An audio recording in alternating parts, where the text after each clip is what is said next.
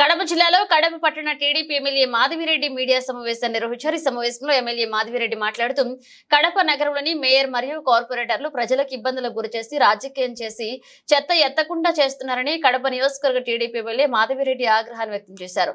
అయితే టీడీపీ ప్రభుత్వం చెత్త పనులు నిషేధించిందని, కానీ అందుకు విరుద్ధంగా మున్సిపల్ మేయర్ ప్రవర్తిస్తున్నాడని, తన ఇంటి వద్ద కూడా చెత్త ఎత్తకుండా చేస్తే ఎమ్మెల్యే మాధవిరెడ్డి ఇంటి వద్దనున్న చెత్త తీసుకువెళ్లి మాధవిరెడ్డి స్వయాన మేయర్ ఇంటి దగ్గర మరియు కార్పొరేటర్ల ఇంటి దగ్గర చెత్త వేస్తారని కడప పట్టణ మున్సిపల్ మేయర్ కు కార్పొరేటర్లకు టీడీపీ ఎమ్మెల్యే మాధవిరెడ్డి మీడియా ద్వారా తీవ్రంగా హెచ్చరించారు. ఈ ప్రెస్ మీట్ కి కారణం ఏంటంటే, కూటమి ప్రభుత్వం అధికారంలోకి వచ్చాక చెత్త మీద పన్ను వసూలు చేయము అనేది మన కూటమి వాగ్దానము, ప్రభుత్వం యొక్క వాగ్దానం ఎలక్షన్ ముందు. ఆ విధంగా ప్రభుత్వం అధికారంలోకి రాగానే ఏ విధమైన జీవో ఇవ్వకున్నా కూడా ఎక్కడా కూడా చెత్తకు డబ్బులు కలెక్ట్ చేసుకోవట్లేదు ప్రజల సౌకర్యార్థము. కానీ ఈ మధ్య 20 రోజుల నుంచి ఒక సమస్య మా దృష్టికి వచ్చింది. చెత్తను కొన్ని చోట్ల కలెక్ట్ చేయట్లేదు, వారానికి వస్తుందని 4 రోజులకు వస్తుందని దీని మీద రివ్యూ చేయడం జరిగింది. రివ్యూ చేస్తే తెలిసిన విషయం ఏంటంటే, ఈ కడప కార్పొరేషన్ కి సంబంధించిన మేయర్ గారు చెత్తను కలెక్ట్ చేసుకోవడానికి అయ్యే ఖర్చులకు సంబంధించిన డబ్బు కార్పొరేషన్ ఇవ్వదు, మేమెందుకు ఇవ్వాలి అని చెప్పేసి సంబంధిత అధికారులను పిలిచి చెప్పడం జరిగింది.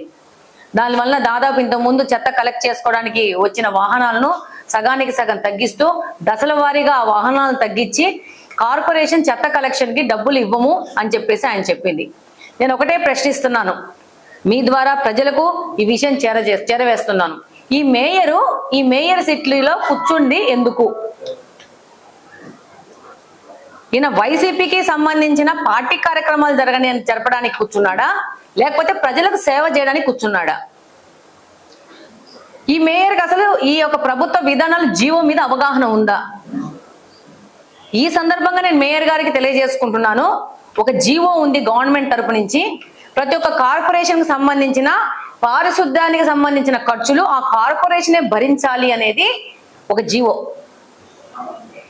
వీళ్ళు ఏ విధమైన ఇలాంటివన్నీ పరిశీలించకుండా కార్పొరేషన్ సంబంధించిన అధికారులను తీసుకొచ్చేసి ప్రభుత్వం మీద వ్యతిరేకతను క్రియేట్ చేయడానికి ఒక పక్కా ప్లాన్ ప్రకారము కార్పొరేషన్ లో చెత్త సమీకరణాలు చేయకుండా ఆపేయమని చెప్పి ఒక ఇన్ఫార్మల్ డైరెక్షన్ ఇవ్వడం జరిగిందంట.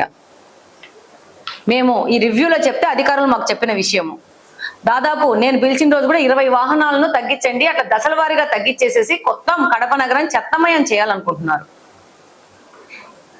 ఆయన ఒక బాధ్యతాయుతమైన మేయర్ పదవిలో ఉన్నాడు. ఆయనకు ఈ మేయర్ పదవిలో కూర్చోబెట్టినందుకు చేయవలసిన డ్యూటీలు ఆయన చెయ్యాల. ఈ విధంగా చర్యలు చేసి ఈ విధంగా ఇంటర్నల్ గా కార్పొరేషన్ మొత్తం వాళ్ళ ఆధీనంలో ఉంది అని చెప్పేసి ఈ విధంగా ప్రజల్ని ఇబ్బంది పెడితే ప్రజల దగ్గర నుంచి ఒక వ్యతిరేకత వస్తుంది.